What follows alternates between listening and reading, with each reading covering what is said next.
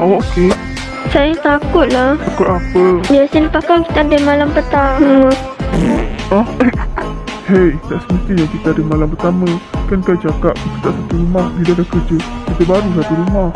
Jangan percaya. Laki kalau pekerah nak kahwin mesti nak benda tu. Mana ada. Bukan sayang, kita orang berdua bukan rancang macam tu. Betul ni. Kalau awak dan awak apa?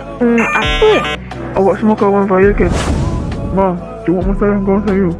Hai. Boleh kita baikkan? Apa? Awak tu cuma gila harta je. Mesti Viola. Dia gila harta juga. Sebab tu dia setuju kahwin awak. Oh, saya gila harta. Saya gila kena awak. Ini lepas. Don't angry, my apa is mine. Wah, ini barulah Zahir Zanisha yang kita kenal. Hello, mamanya Vaya.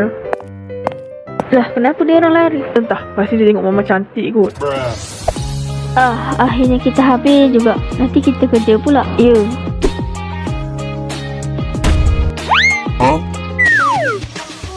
Kenapa ya? Awak ada buat dia ke? Tak ada, semalam dia tak makan. Jadi kena gastrik. Kalau tak percaya, awak check ni. Awak kan doktor. Okey. Yalah, kenapa ni? Apa hal korang berdua ni? Suami awak gaduh dengan suami saya dengan suami Billy kat luar. Ni suami awak ni, dia tuduh saya dia nak hilangkan projek dia. Jadi kalau terakhir guna laptop Vahid awak berdua. Ya, lepas kita orang berdua, ada orang lagi Mr. Fahir yang tak percaya. Jadi korang berdua bukan pelakunya. Ya, sayang. Mungkin awak sendiri yang cuai. Iya sayang, saya cuak. Tanda merah. Bro, awak okey? Selama kita kahwin, awak tak ada rasa dengan saya? Tak ada. Itu awak masuk. Saya jujur, saya ada rasa.